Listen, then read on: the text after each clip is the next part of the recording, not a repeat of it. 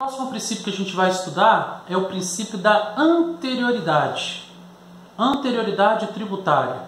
Esse princípio ele é importante para nós porque o princípio foi criado para assegurar ao contribuinte uma proteção contra uma tributação de surpresa.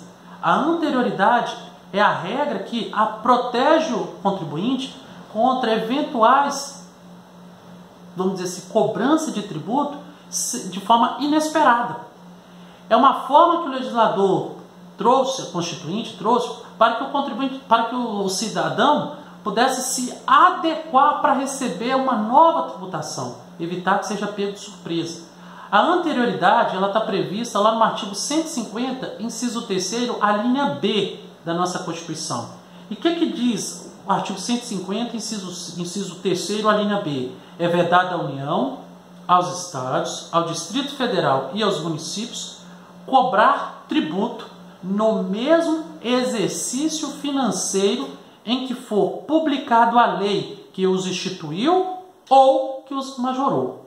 Então, é vedado à União, aos Estados, ao Distrito Federal e aos municípios cobrar tributo no mesmo exercício financeiro em que foi publicado a lei que os majorou ou os que o instituiu. Não pode, ok? Não pode.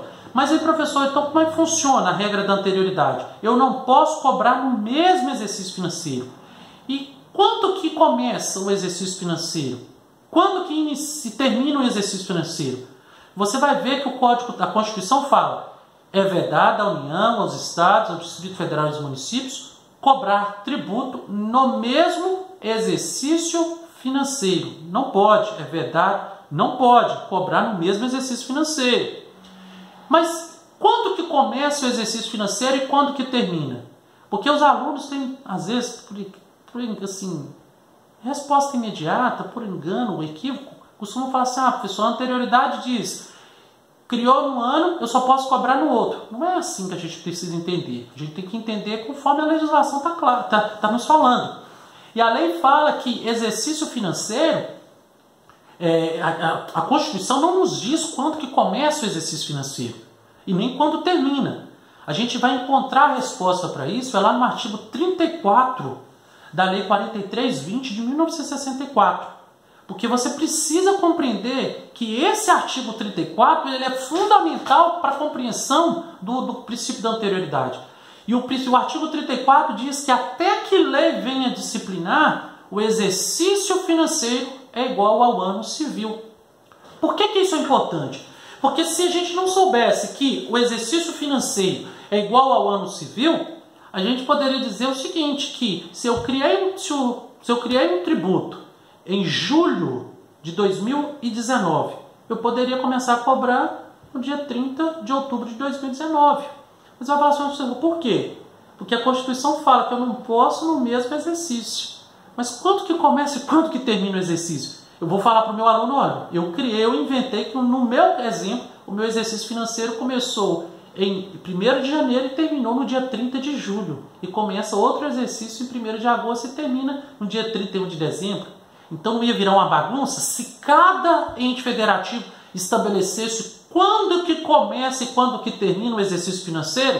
Então, para não ter esse problema, a Lei 43/20, que é a lei que estabelece regras gerais para a elaboração dos orçamentos da União, dos Estados e dos municípios, ela fixou que o exercício financeiro, lá no artigo 34, Lei 43/20, diz que o exercício financeiro é igual ao ano civil. Então, com essa informação preciosa, aí a gente pode jogar aqui no texto constitucional e interpretar de maneira correta. Então, o que fala assim? É vedado à União, aos Estados, ao município e ao Distrito Federal, cobrar tributo no mesmo ano civil que foi publicada a lei que os instituiu ou que majorou. Ok? Então, não pode. Então, por exemplo, se eu instituo um tributo no dia 20 de julho de 2019, quando que eu posso começar a cobrar? Pela regra da anterioridade, eu só posso começar a cobrar no 1º de janeiro do ano seguinte. Por quê? Porque em 1º de janeiro começa o novo ano e também começa um novo exercício financeiro. Porque o código, o que diz a lei lá? que o exercício financeiro é igual ao ano civil. Eles começam e terminam no mesmo dia. Então, 1º de janeiro inicia o ano civil, também inicia o exercício financeiro. E dia 31 de dezembro termina o ano civil e também termina o exercício financeiro. Ok, gente? Então, a anterioridade diz assim: eu não posso cobrar no mesmo ano ou no mesmo exercício financeiro. Então, teria que cobrar somente em 1º de janeiro. Então, nesse período entre a publicação da lei até o início da sua eficácia, a gente vai ter o período chamado de vacatio legis. É um período em que a lei não vai ter os seus efeitos, em que pese ela já existir, mas ela fica com seus efeitos suspensos. Só vão começar a sua eficácia se dar a partir de 1º de janeiro do ano seguinte, é quando inicia um novo exercício financeiro.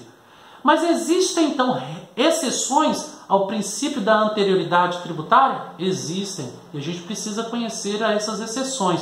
É o chamado princípio tributos do pagadiário, ou de cobrança imediata, aplicação imediata. Quais são essas exceções? Vamos conhecer essas exceções. Primeira exceção ao princípio da anterioridade. Primeira exceção são os chamados tributos reguladores de mercado, que é o imposto de importação, imposto de exportação, imposto sobre produtos industrializados, o imposto sobre produtos industrializados e o IOF. Esses 4 porque eles são reguladores de mercado. Quinto tributo que é exceção à anterioridade é o empréstimo compulsório, calamidade pública e o imposto extraordinário de guerra. São esses 6. Depois nós temos ainda mais 2. Quais são esses 2? A CID combustível, ou CID petróleo, e também o ICMS petróleo.